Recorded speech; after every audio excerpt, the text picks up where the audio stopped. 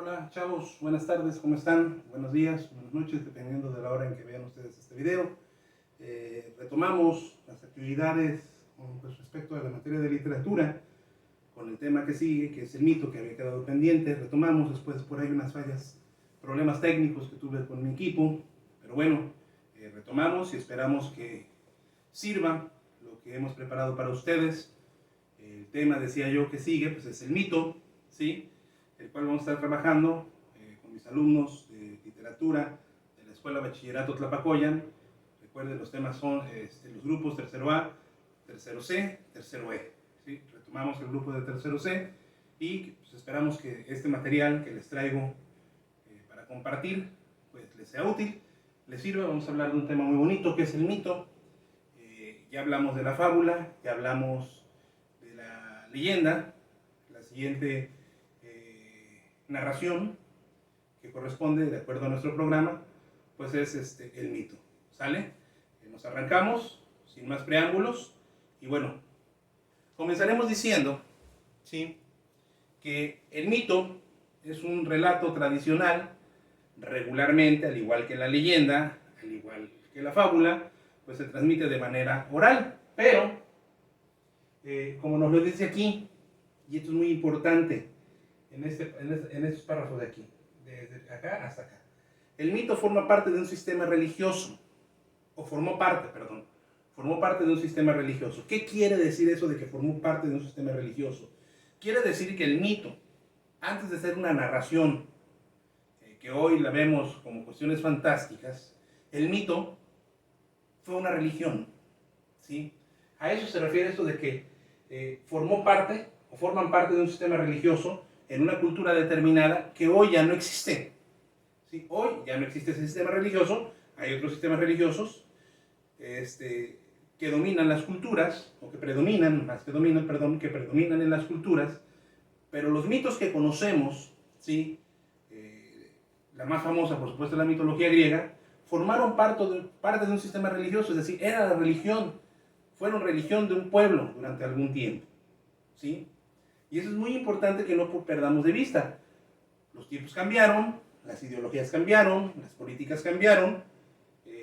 Hoy, mucho de lo que hoy se maneja como mito, que fueron, repito, parte de un sistema religioso, pues ya no, las culturas, los pueblos ya no tienen ese sistema religioso preponderante en su sociedad, pero bueno, son parte de su cultura y quedaron ahí. Hoy esos relatos, que fueron una religión, llegan a nosotros pues como simples historias fantásticas, ¿sí? Y eso es muy importante que lo tengamos en cuenta porque nos ayuda también a entender cómo eran las sociedades, ¿sí? Como todo, el mito, al igual que la leyenda, va a tratar de dar respuesta a fenómenos naturales que los pueblos antiguos no tenían, ¿no? Y entonces estos pueblos antiguos le atribuían la existencia de estos fenómenos naturales, pues porque se daban estos fenómenos naturales gracias a la existencia de dioses, de entidades superiores que ellos no podían ver, pero que creían fielmente, creían ciegamente de que estaban ahí, ¿sí? Esas entidades. Entonces, este es un punto muy importante de partida, ¿sí? Y que tiene que ver en parte con una cuestión que lo va a diferenciar totalmente de la leyenda. Porque decíamos en el último video que subimos, que era el de la leyenda, que muchos creen que es leyenda lo que en verdad es mito, y muchos creen que es mito lo que en verdad es leyenda. Para que el mito sea mito, tiene que haber la intervención de dioses. Esto quiere decir que la mitología que se esté estudiando, que se esté abordando, debió haber sido parte de un sistema religioso de algún pueblo, de alguna cultura. Hoy ya no lo es, ¿sí? En general en el mundo se rige o se profesa otro tipo de religión, ¿sí? Pero las mitologías más importantes, que les vamos a platicar ahorita más adelante cuáles son, bueno, abordan la existencia de dioses, ¿sí? ¿Por qué abordan la existencia de dioses o la intervención de dioses en sus historias? Porque formaban parte de su vida cotidiana, ¿sale? Y ahorita lo explicamos con mayor detenimiento. Según el estudioso Mircea Eliade, dice, el mito es una historia sagrada que narra un acontecimiento que sucedió hace muchísimo tiempo, en un tiempo primigenio, nos dice aquí específicamente, en el que el mundo no tenía su forma actual. Pareciera que el mundo, las historias del mito parecieran que forman parte de un mundo totalmente ajeno al nuestro, que no es el mundo en el que vivimos, pero bueno, es un tiempo primigenio, ¿sí? Un tiempo muy, muy antiguo, ¿sí? Y que regularmente estas historias se van a repetir periódicamente para dar identidad a un pueblo, para dar explicación de algunos fenómenos a un pueblo, etcétera, etcétera, ¿sí? Regularmente, el mito, como nos dice otro estudioso, Levi Strauss, se va a componer de cuestiones encontradas, ¿no? Específicamente dice, bueno, perdón, antes de eso, 3 características. Ahorita explico lo de las versiones encontradas. Lo de las versiones encontradas quiere decir que regularmente, aquí está, lo dice acá, en una de sus características, va a estar constituido por contrarios el mito, es decir, va a haber un bueno, va a haber un malo. Va a haber una entidad de tal cosa y una entidad de tal cosa. Por ejemplo, yo retomo mucho, para explicar este tema, retomo la mitología griega porque pues, es la más popular, es la que muchos conocen, y bueno, para que nos podamos ubicar, por ejemplo, existe el dios de la vida, existe el dios de la muerte, o mejor dicho, la diosa de la fertilidad y existe un dios de la muerte, existe una diosa del amor y un dios de la guerra, ¿sí? Y entonces regularmente van a estar constituidos por dioses contrarios, pero que a la vez se complementan, no es que estén peleados estos dioses, o esas entidades, ¿no? Van a ser contrarios, pero se van a complementar para formar un todo universal que le da explicación al por qué el pueblo que predicaba esta religión era como era. Repito, el mito fue una religión. Cualquier mitología fue una religión, ¿sí? Y eso le ayudaba a los pueblos a explicarse. Ahorita explico más esto de la religión porque a lo mejor lo estoy confundiendo. Pero voy por partes. El mito va a tratar de responder a preguntas existenciales. ¿Por qué llueve? ¿Por qué truena? ¿Por qué se muere la gente? ¿Por qué la planta crece? ¿Por qué, no sé, por qué siento lo que siento emocionalmente hacia una persona? ¿Por qué tengo impulsos carnales? ¿No? Entonces, a todas esas preguntas que los pueblos antiguos no conocían, no sabían la explicación, ¿por qué sale la luna? ¿Por qué el mar a veces se va más hacia adentro y a veces jala hacia acá? ¿No? Sale más el mar. Bueno, como no sé, como estos pueblos primigenios antiguos no tenían los conocimientos que hoy tenemos, científicos, pues le atribuían a que esos fenómenos pasaban porque había una entidad superior que regía estas cuestiones.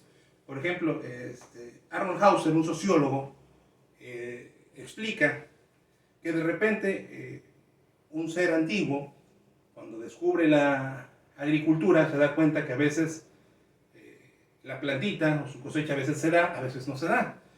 Obviamente los primeros hombres que descubren la agricultura, en una de esas accidentalmente, no tenían los conocimientos que hoy tenemos, por ejemplo, del ciclo del agua, de las temporadas de cuándo cosechar, cuándo sembrar y cuándo cosechar ciertas cosas, ¿no? Conocimientos que hoy se tienen, ¿no? No sabían que había que abonar la planta, en fin.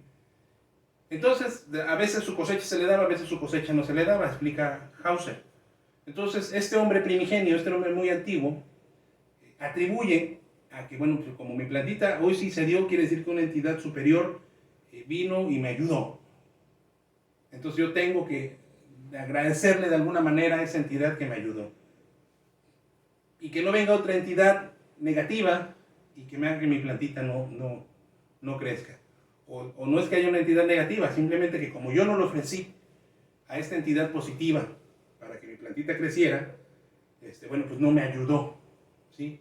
A que mi cosecha se diera como se tenía que dar.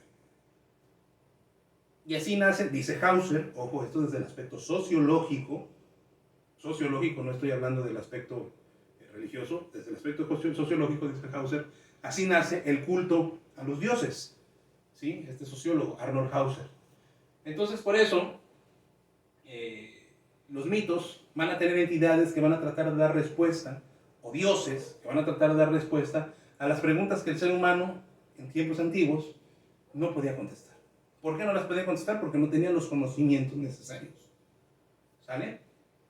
Está constituido por contrarios irreconciliables, aparentemente, pero que se complementan, como ya lo dijimos. Va a haber un dios de una diosa de la fertilidad de los griegos y hay un dios de la muerte. Hay un dios de la guerra, una diosa del amor, una diosa de la sabiduría, ¿sí? Y y así se van a estar complementando. El dios de la luna, el dios del sol, etcétera, etcétera. Bueno, este tercer punto va con el de arriba. Va a estar constituido por contrarios, pero esos contrarios, nos dice acá, se van a reconciliar o se van a estabilizar, se van a emparejar para crear una unidad total. ¿Sí? Existen muchos mitos en el mundo. El más famoso, o el más popular, repito, es la mitología griega. Pero, por ejemplo, existe la mitología nórdica, ¿sí? Con Odín como padre de los dioses, señor de los dioses. Existe la mitología egipcia, ¿sí? Con Horus como uno de sus dioses principales, Osiris, ¿no? Y algunos otros. Existe la mitología oriental, ¿sí? Existe la mitología prehispánica. Recuerden que aquí en México también tenemos mitología, Quetzalcóatl, Tlaloc, Tlacuatlicue, etcétera, etcétera. Y todos estos pueblos, en algún momento, creían en esos dioses. Los nórdicos en verdad creían que existía Odín y le rendían tributo a Odín. Los egipcios creían que existía Zeus y le rendían tributo a Zeus. Aquí se creía que existía Tlaloc y le pedían a Tlaloc lluvias favorables para la cosecha, ¿sí? O Quetzalcóatl, o la Coatlicue, etcétera, etcétera. Entonces, estos pueblos, al referirnos a mito, nos referimos a que eran pueblos que eran politeístas, ¿sí? Pueblos que eran politeístas, es decir, que creían en muchos dioses. Hoy, la mayoría del mundo es un pueblo monoteísta, creen en un solo Dios. Pero los pueblos antiguos, que eran politeístas, que tenían un dios para cada cosa. ¿Y por qué tenían un dios para cada cosa? Bueno, ya lo expliqué. Porque era para que ellos pudieran entender el porqué de esas cuestiones que no podían explicar, que no tenían el conocimiento científico para poder explicar. ¿Sale? No entiendo por qué se muere la gente. Bueno, hay un dios de la muerte. En el caso de los griegos, bueno, aparte del dios de la muerte, hay tres fulanas, tres parcas, Atropo, Láquesis y Cloto, Láquesis y Atropos, una que cortaba el hilo de la vida, otro que lo hacía crecer y otra que lo cortaba, ¿no? Con unas tijeras de oro, dice el mito. Y bueno, como no puedo explicar yo eso, le atribuyo la muerte a una entidad que lo voy a llamar Dios, un Dios. Y entonces, por eso tienen muchos dioses, para poder explicar todas las cosas que ellos no podían entender el por qué se daban en su vida cotidiana. ¿Sí? Entonces, al hablar de mitos, estamos hablando de que formaron parte de un sistema religioso, lo que hoy conocemos como historias fantásticas. ¿Quién va a creer hoy en la actualidad que existió un monstruo que era mitad mujer, mitad serpiente, y que en lugar de cabellos tenía serpientes también, ¿no? Y que cuando mira a un hombre se convertía en piedra? Hoy nadie lo creería. Pero estos pueblos antiguos, politeístas, sí creían en eso. Hoy, ¿quién va a creer que hoy sale aquí el solecito y es porque va un dios en su carro de fuego avanzando, llamado Apolo, y que cada vez que sale este dios se hace el día y se hace la noche porque el dios ya regresa al Olimpo? Hoy sabemos que no es así, ¿no? ¿Quién lo va a creer? En la actualidad nadie lo va a creer. Pero en la antigüedad, los hombres antiguos, los hombres primigenios, los hombres que no tenían el conocimiento que hoy tenemos nosotros, sí lo creían. Y repito, tenían un dios para cada cosa que no podían explicar, entonces lo atribuían a una entidad superior, llamado dioses, y bueno, por eso eran politeístas, por eso tenían muchos dioses, ¿sí? Y a todos les rendían culto, de una manera o de otra, ¿sí? Y ahora, estos cultos que tenían los dioses, de repente nos pueden parecer bárbaros, de repente nos pueden parecer absurdos, ¿sí? Pero tenemos que entender, ubicarnos. Yo siempre he dicho que para poder entender algo nos tenemos que ubicar en el contexto. Tenemos que ubicarnos en el contexto de estos hombres, de estos pueblos primigenios. ¿Por qué creían en eso? Pues es una tontería. Bueno, hoy decimos que es una tontería. En ese tiempo, ellos creían fervientemente en eso. Y no los movías de ahí, ¿sí? Válgame lo que voy a decir, y mis palabras no ofendan a nadie, porque no es la intención. Pero no sabemos si en 1000 años, las personas que vivan en este mundo, que pueblen este mundo en 1000 años, van a seguir creyendo en lo mismo que nosotros. A lo mejor, no lo sé, en 1000 años, en el año 3000, la gente ya no crea en Jesús, en Jesucristo, la gente cree en otra cosa, no lo sabemos, ¿no? Hoy la mayoría de los pueblos son cristianos, muy respetable, pero no sabemos si en esto que creemos hoy, en 1000 años, en el año 3000, en el año 3500, no sabemos si creen en eso, ¿sí? No lo sabemos. Los pueblos antiguos, en el Imperio Romano, que también eran politeístas, el Imperio Romano antes de que cayera, pues que iban a creer que en 1000 años iban a dejar de creer en Venus, en Júpiter, etcétera, etcétera. No, o sea, ellos regían, ellos creían, o los aztecas, que iban a pensar que se iba a dejar de creer en Quetzalcóatl, ¿no? Ellos tenían una fe, tenían una convicción religiosa, los tiempos cambiaron, los contextos cambiaron, y bueno, se cree en otra, y hoy por eso estas historias nos parecen absurdas, nos parecen increíbles, pero bueno, a nosotros, desde acá, hay que ponernos en el lugar de ellos. Y de repente, para poder entender a estos pueblos, de repente hay que entender también su contexto. A eso voy. Los del año 3000, 3500, de repente van a decir, ay, había gente que iba a un templo a rezar o a pedir. Qué tontos. Bueno, cada quien. Y para podernos entender, tendrán que entender el contexto en el que vivimos. No manches, estaban bien locos. Imagínate, le sacaban el corazón a un fulano en un sacrificio y se lo ofrecían a sus dioses.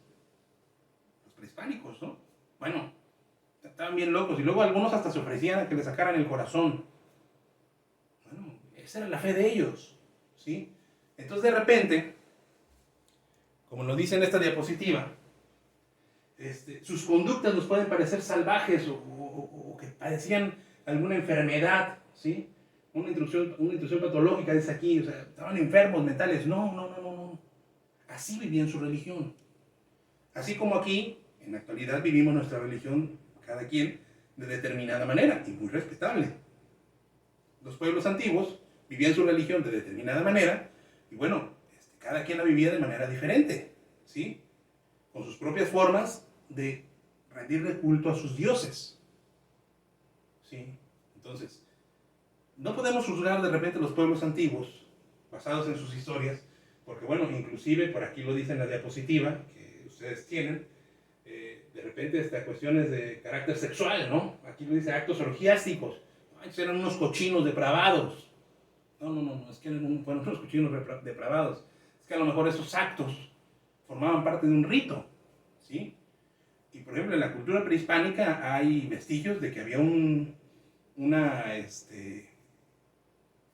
fervor hacia las cuestiones reproductivas, ¿no? Hay muchas figurillas en barro prehispánicas que tiene el Instituto Nacional de Antropología e Historia con formas fálicas, es decir, con formas de penes o mujeres con el trasero preponderante, ¿no? Porque bueno, la cuestión reproductiva era importante para ellos y de alguna manera le rendían culto a sus dioses para que hubiera fecundidad en los pueblos, ¿no? Es que tenían muchos hijos y eran recochinos. No. Tenían muchos hijos porque necesitaban guerreros. Es otro aspecto muy importante, ¿eh? O sea, de repente los pueblos se llenaban de hijos, porque muchos de ellos iban para la guerra. Porque había que defender las tribus, los pueblos, los reinos, ¿no? Entonces, no nada más nada más se trata de juzgar un pueblo por su religión porque era salvaje, unos más salvajes que otros, unos más cochinos que otros. No, tenemos que entender, ¿sí? Tenemos que entender el contexto de estos pueblos y darnos cuenta que, bueno, le rendían de una manera u otra un tributo a un dios, ¿sí? Así como, repito, en 1000 años, 2000 años, nos juzgarán a nosotros como sociedad de la manera en que rendimos o no rendimos tributo a nuestro dios o a nuestros dioses en general, ¿sí? Entonces, y a lo mejor a ellos en 1000 años les va a parecer una historia maravillosa, fantástica, a lo mejor, no lo sé, ¿verdad? Una historia maravillosa y fantástica de un hombre que resucitó al tercer día. No sabemos si van a creer en eso, no van a creer en eso, no lo sabemos. Si no creen en eso, pues les va a parecer un cuento muy bonito. Como hoy nos parece un cuento muy bonito, el rollo de que hay un caballo alado blanco que le ayudó a un fulano a vencer a un monstruo del mar con la cabeza de la Medusa, ¿no? Me refiero a Perseo, que lleva la cabeza de Medusa para vencer al monstruo marino de Poseidón y salvar un poblado, ¿no? a la princesa Andrómeda, el mito, ¿sí? Entonces, tenemos que entender el mito desde esa perspectiva. Sí, como un relato fantástico muy bonito, sí, un relato fantástico bonito, entretenido, sí, pero que nos va a servir para entender también un poquito cómo era el pueblo, de dónde viene esta historia, ¿sí? Por ejemplo, si yo les dijera que tenemos que creer en un Dios que tiene 8 brazos, me refiero a Dios hindú. Por ejemplo, los hindús son un pueblo que son politeísta. Y tú diles que eso es una tontería, pues no te lo van a creer. O sea, ellos tienen su religión, ellos creen en sus dioses, y bueno, respetable, ¿no? Es como quererlos obligar a que crean en el Dios que cada quien tiene, ¿no? Entonces, hay que entender los mitos desde esta perspectiva. Desde la perspectiva de que fueron una religión, los tiempos cambiaron, los contextos cambiaron, los contextos sociales, políticos, religiosos cambiaron, y bueno, pasaron de ser una religión a ser simples historias de adorno, simples historias de entretenimiento, y bueno, que nos servirán para entender la cultura que quedó atrás y cómo pasó a ser la cultura que hoy es, ¿no? Entonces, es importante en el mito eso, y eso a mí en lo particular me gusta mucho de los mitos, porque repito, te ayudan a entender los contextos sociales de los pueblos en tiempos primigenios, en tiempos antiguos, en tiempos en que las sociedades creían en muchos dioses, ¿no? Espero les haya servido esta explicación. Continuamos con el tema. Veamos aquí. Vamos más adelante. Existen varias clases de mitos. Existe una clasificación de mitos. Existen los mitos, por ejemplo, cosmogónicos. Son mitos que te van a explicar el origen del universo. Sí, por ejemplo, en la mitología, en la mitología griega, ¿sí? Por ejemplo, la Vía Láctea nace por obra y gracia de un dios que se llamó Cronos, ¿no? Y cada pueblo tendrá su explicación de cómo nace el universo, ¿sí? Cómo nace el pueblo en la tierra en la que viven, ¿sí? Todos los mitos cosmogónicos van a explicar el cómo nace el universo, cómo nacen los planetas. Los mitos teogónicos explican cómo nacen los dioses. Por ejemplo, aquí viene un ejemplo, te dice que Atenea, nace vestida con su armadura de la cabeza de su padre Zeus, ¿sí? Los mitos antropogónicos van a explicar, son aquellos mitos donde va a haber la intervención de un dios y que te van a explicar cómo nace el hombre, antropos, hombre, ¿sí? Cómo nace el hombre dependiendo de la religión. Por ejemplo, en nuestra cultura cristiana, pues Dios hace al hombre del barro, a imagen y semejanza de él, ¿sí? En la mitología griega, por ejemplo, el mito antropogónico te dice que hay un dios que hace al hombre, que se llama Prometeo. Es el dios que hace al hombre, no es Zeus, ¿sí? Prometeo, hijo de Zeus, y bueno, Zeus le encarga a Prometeo que cree una especie que le rinda tributo y alabanza, ¿sí? En este caso, el ser humano. Existen los mitos etiológicos, ¿sí? Que explican el origen, dice acá, de los seres, de las cosas, de las técnicas, de las instituciones. Por ejemplo, cómo nace Medusa, ¿no? De los seres o las cosas, ¿no? Cómo nace Medusa, bueno, era una ninfa que fue violentada por un dios, por Poseidón, y en el templo de Afrodita, y en lugar de Afrodita de castigar al dios Poseidón, que era el culpable, que violó a Medusa, la castiga a ella, ¿no? Y ya de ahí, pues ya saben, viene una imagen más adelante de Medusa, ¿sí? Bueno, ¿por qué no castiga al dios? Porque era su tío, además, ¿no? Existen los mitos morales, que te explican una cuestión de la existencia del bien y del mal, ¿no? Son los mitos morales. Los mitos fundacionales te explican cómo nacen las ciudades, y por ejemplo, pues, el mito más famoso de una fundación de una ciudad, pues es la creación de Roma, con los gemelos Rómulo y Remo. Tan es así que el escudo de la ciudad de Roma, en Italia, es una loba amamantando a 2 bebés, ¿no? Está la loba y abajo de ella están los bebés amamantándolos, o amamantándose. Son los gemelos Rómulo y Remo, que son los fundadores de la ciudad de Roma, ¿sí? gemelos Rómulo y Remo, a los cuales también se les atribuye la constelación de Géminis, ¿no? Muy interesante por ahí, por si gustan ustedes investigarlo. Aquí está la imagen de la medusa. Los mitos escatológicos que te explican el futuro o el fin del mundo específicamente. Cómo el mundo va a acabar. En nuestra religión cristiana, bueno, tenemos, si se quiere ver desde esa perspectiva, un mito escatológico que sería el Apocalipsis, ¿no? Si se quiere ver desde esta perspectiva, repito, la cuestión religiosa no la meto, mis respetos, pero bueno, como para que me entiendan el rollo de cómo es un mito escatológico, ¿sale? Muy bien, existen más categorías, como nos lo dice aquí, existen más categorías de mitos, o el mito que tiene su categorización, por ejemplo, de los gigantes, de los titanes, pero bueno, los más importantes son los que acabo yo de mencionar. Aquí lo importante es que recordemos, uno, que el mito, antes de ser mito, fue una religión. ¿Sí? Fue una religión, pueblos que creían en esto, pueblos que creían en la existencia de muchos dioses. ¿Por qué? Porque a cada dios le atribuían la explicación de un fenómeno natural que estos pueblos primigenios, en su ignorancia natural, no tenían la respuesta. ¿Sí? Entonces le atribuyen a un dios diferente el porqué de las cosas. ¿Sí? Y aquí viene aquí viene la diferenciación entre el mito y la leyenda. Decíamos que la leyenda es regional. ¿Por qué la leyenda va a ser regional? Bueno, la leyenda va a ser regional porque dependiendo del lugar va cambiando, dependiendo de dónde se cuente, se va cambiando la versión, por eso es regional. El mito es universal. ¿Sí? El mito es universal. ¿Por qué es universal? Porque fue una religión. Y aquí en China, la diosa del amor se llama, para los griegos, Afrodita. No hay más. Aquí en China, el padre de los dioses griegos es Zeus. Y es universal porque fue una religión.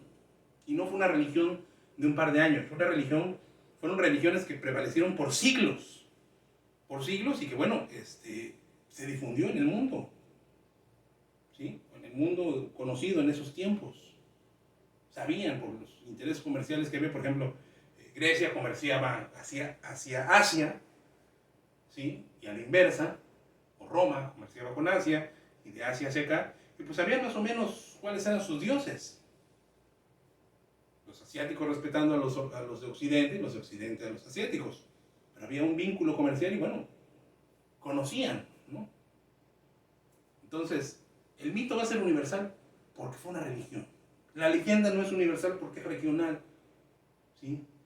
Y el mito, para que sea mito, tiene que tener la intervención de un dios, a favor o en contra del protagonista. Pero tiene que haber la intervención de un dios. Si no hay la intervención de un dios, pues no es mito. Habrá que ver qué cosa es, si es un cuento simplemente o es una leyenda, etcétera, etcétera. ¿Sí?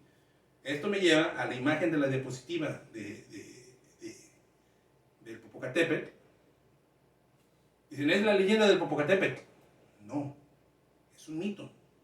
Porque ¿quiénes los vuelven volcanes a Popocatépetl y a Iztaccíhuatl? Un dios. Y si hay una intervención de un dios, deja de ser leyenda. Se convierte en mito. Cualquier relato en donde haya antiguo, en donde haya una intervención divina, ¿sí? Es mito, no es leyenda. Hay que tener cuidado en esa diferenciación, ¿sí? Muy bien. Tengo preparado, como los videos anteriores, algunas leyendas, algunos mitos muy bonitos. Por ejemplo, que vamos a leer aquí con ustedes, que se llama Salmacis y Hermafrodita. Ustedes seguramente han oído hablar de los hermafroditas o los hermafroditos, personas que tienen ambos sexos.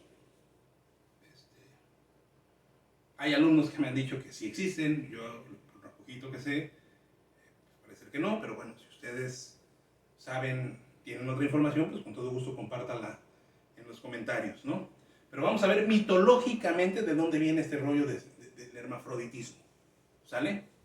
Y dice así: cierto día Afrodita y Hermes se miraron intensamente y descubrieron que se amaban. Tan fuerte fue la atracción que sintieron como poco duradero fue su encuentro.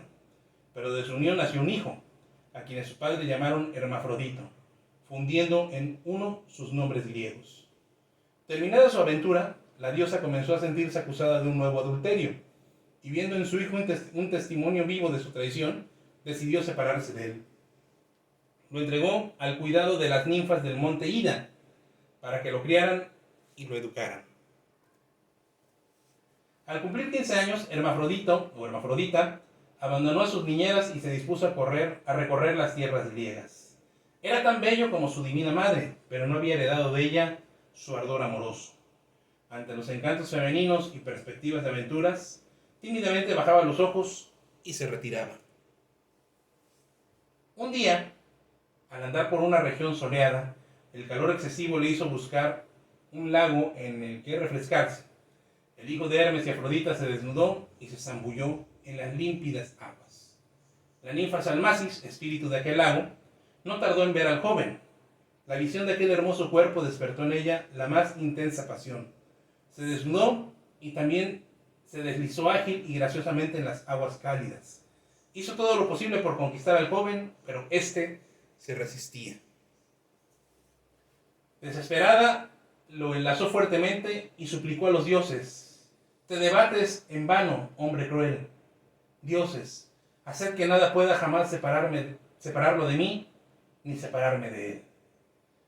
Los inmortales atendieron a sus pedidos y los dos cuerpos quedaron fundidos para siempre en un solo ser de doble sexo. Ahí está esta historia de Salmacis y Hermafrodita. Cae a un lago, la ninfa del lago lo posee, y bueno, al ser rechazada, como ya lo leímos, los dioses intervienen. De aquí salió la historia de Ranma, para los que les gusta el anime, ¿eh? De aquí va lo de Ranma. Continuamos con otra lectura para ir terminando el video de hoy. La historia de Pegaso. Veamos qué nos dice. Pegaso, el caballo alado, era hijo, según la mitología, de Poseidón y de Medusa. Nació cuando Perseo cortó la cabeza de la Medusa. Cuando Pegaso comenzó a crecer, dio una hoz en el monte Helicón, formando un manantial sagrado. Este fue consagrado a las musas, que se encargaron de cuidar y alimentar al caballo alado. Zeus, en el Olimpo, le pidió que llevara los rayos y relámpagos y que condujera el carro de la aurora. La diosa Atenea lo domó y se lo dio a Perseo para que lo transportara para liberar a la princesa Andrómeda. Posteriormente, muchos héroes quisieron atrapar a Pegaso. Lo logró Belerofonte, a quien guió en las aventuras de las Amazonas y de la Quimera. Pero el héroe se envaneció y su ambición lo llevó a presumir y pretender que volaría hasta los cielos y el Olimpo. Así expolió al Pegaso y pretendió obligarlo. El caballo alado no quiso cumplir la orden y lo dejó caer. Así Belerofonte, rechazado por los dioses, fue condenado a vagar sin rumbo en la tierra. Pegaso se dedicó a servir a los dioses del Olimpo hasta que se transformó en la constelación del cielo boreal que recibe su nombre. Obviamente estos textos son un resumen de los mitos originales. Regularmente los mitos son un poquito más extensos, con un lenguaje un poquito más enredado, pero bueno, es muy interesante, repito, es muy interesante leer sobre mitologías de pueblos antiguos, porque insisto, no nada más te enteras de historias maravillosas, conoces historias maravillosas, sino que también entiendes el contexto de por qué los pueblos de repente eran como eran. ¿Sale? Hasta aquí llegamos en este video, espero que les sirva. Recuerden dejar sus likes y suscribirse al canal. Nos vemos en el próximo video, en la próxima sesión, que es el del cuento. ¿Sale? Cuídense, chavos, pórtense bien. Un saludo para todos. Hasta luego.